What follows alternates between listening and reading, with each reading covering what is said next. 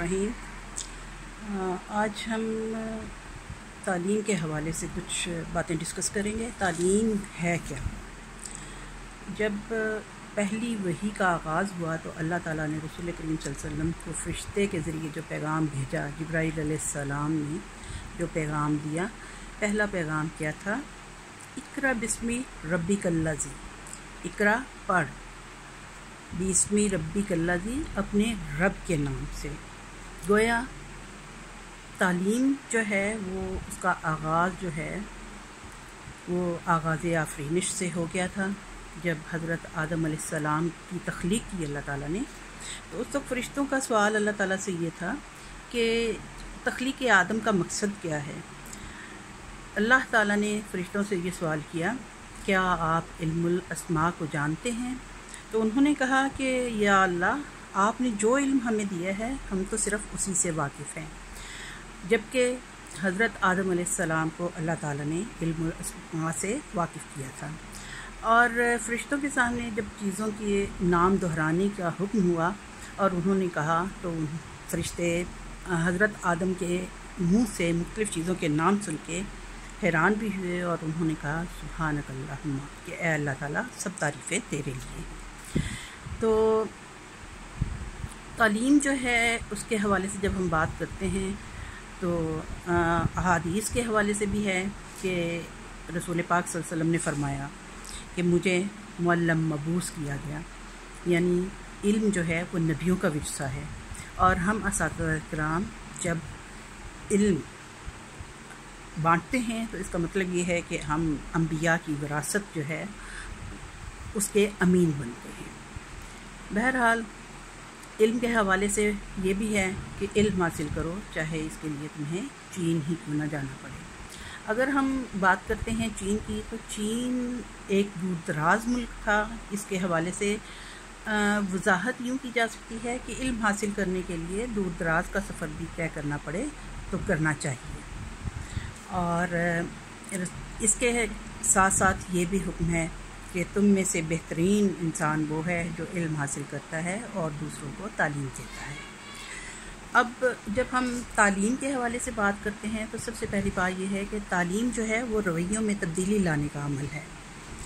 ऐसी तब्दीली जो मुआशरा अपने अफराद के रवैयों, महारतों और ज़िंदगी की इक़दार में लाना चाहता है, वो तालीम के ज़रिए ही मुमकिन है। तालीम एक मुआशरती अमल है जिसके ज़रिए अफराद में मालूमात, महारतें और ज़िंदगी की इक़दार पहुँचाई जाती है। तालीम का दूसरा मकसद जो है वो मुआशरे की बका और उसको तरक्की देना है। हर मुआशरा चाहता है कि उसकी रवायात, इक़दार और रवैये आने वाली नस्लों में मुंतकिल हों। अगर ऐसा ना किया जाए तो मुआशरे का ताल्लुक़ आने वाली नस्लों से कट जाता है और मुआशरे की तरक्की का अमल रुक जाता है। तालीम के ज़रिए ये सिलसिला मुसलसल जारी और सारी रहता है। फिर यह है कि तालीम सकाफ़ती विरसे को आने वाली नस्लों में मुंतकिल करने का नाम है। जैसे कि सकाफ़त, रस्म व रवाज जो भी किसी कबीले, किसी मुआशरे में मुख्तलिफ़ लोग इख्तियार करते हैं, उनको जब तक वो अपनी आने वाली नस्लों में मुंतकिल ना करेंगे उस वक्त तक हम कह नहीं सकते कि हमारा मुआशरा जो है वो मजबूत बुनियादों पर कायम है। तालीम मुआशरे में फ़र्द की मुताबिकत का नाम है, यानी किसी भी फ़र्द को तालीम के ज़रिए हम मुआशरे में मुताबिकत पैदा करने के काबिल बनाते हैं। मुआशरे की जो इक़दार हैं, रस्म व रवाज हैं, तरीक़ाकार है, ज़िंदगी गुजारने के जो उसूल हैं वो हम अफराद को सिखाते हैं। तालीम फ़र्द की अपनी ज़ात के इरफ़ान के अमल का नाम है। ज़ात का इरफ़ान क्या होता है? अपने बारे में जानना, अपनी सलाहियतों के बारे में जानना और अपनी सलाहियतों को पूरे तरीके से पुरकार लाना। फिर यह है कि तालीम हुस्न कमाल की सलाहियतें पैदा करने के हसूल और उनको आगे मुंतकिल करने का नाम है। हुस्न कमाल क्या है कि एक शख्स में जितनी सलाहियतें हैं उनको हम भरपूर तरीके से तैयार करें, उन अफराद में उन सलाहियतों को उजागर करें और इन सलाहियतों से मुआशरे में तरक्की का अमल सरअंजाम दें اور جو لوگ آنے والی نسلیں ہیں ان میں یہ تمام کمال ہم بحسن خوبی پیدا کر سکیں۔ تعلیم معاشرے میں زمین کے افراد کی، یعنی زمین پر انسانوں کے خلیفۃ اللہ ہونے کے لیے تیاری کرواتے ہیں۔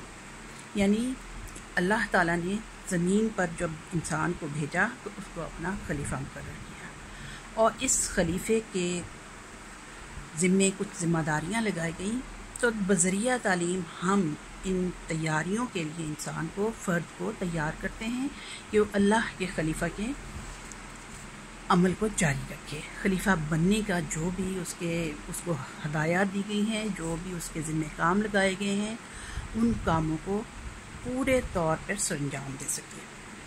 اب جب ہم تعلیم و تربیت میں فرق دیکھتے ہیں تو تعلیم کیا ہے؟ تعلیم سکھانے کا عمل ہے، تربیت اس کے ذریعے ہم ٹریننگ دیتے ہیں۔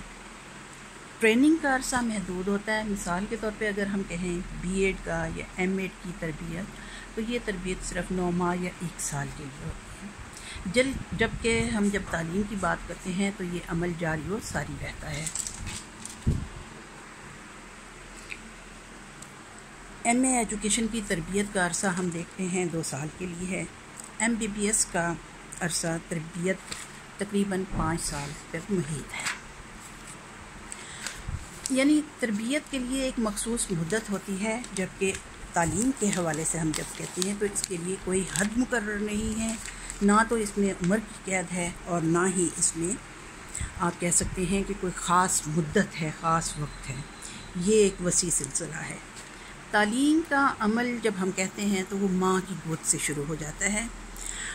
مثلا اگر کوئی چھوٹا بچہ ماں کی گود میں ہے تو ماں اس کو دودھ پلانے کے عمل سے گزرتے ہوئے جب بسم اللہ بولتی ہے تو یقیناً یہ تربیت ہی کا ایک انداز ہے۔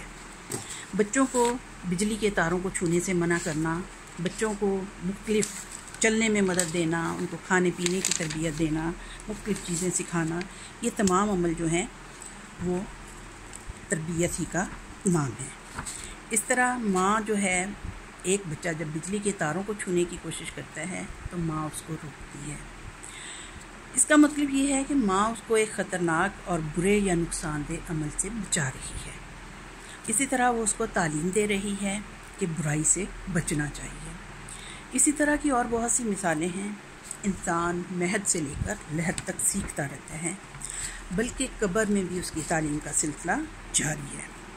اب جب ہم تعلیم کی تعریف کے حوالے سے بات کریں تو مختلف ماہرین نے تعلیم کی بہت سی تعریفیں بیان کی ہیں۔ افلاطون ایک مشہور فلسفی تھا، وہ سقراط کا شاگرد تھا۔ اس نے فلسفہ تصوریت پیش کیا۔ افلاطون کے مطابق تعلیم ایک ایسا عمل ہے جو ایک صحت مند معاشرے کی تنظیم کا کام سر انجام دیتا ہے۔ اس میں فرد کی روحانی اور جسمانی صلاحیتوں کی اس طرح پرورش کی جاتی ہے کہ اس کی تکمیل میں کوئی کمی نہ رہ جائے۔ تعلیم کے ذریعے ایک بھرپور شخصیت ابھر کر سامنے آتی ہے۔ جان ملٹن، اس کے بقول تعلیم وہ جوہر ہے جو انسان کو ہر کام کے اہل بنا دیتا ہے، خواہ وہ کسی بھی نوعیت کا کیوں نہ ہو۔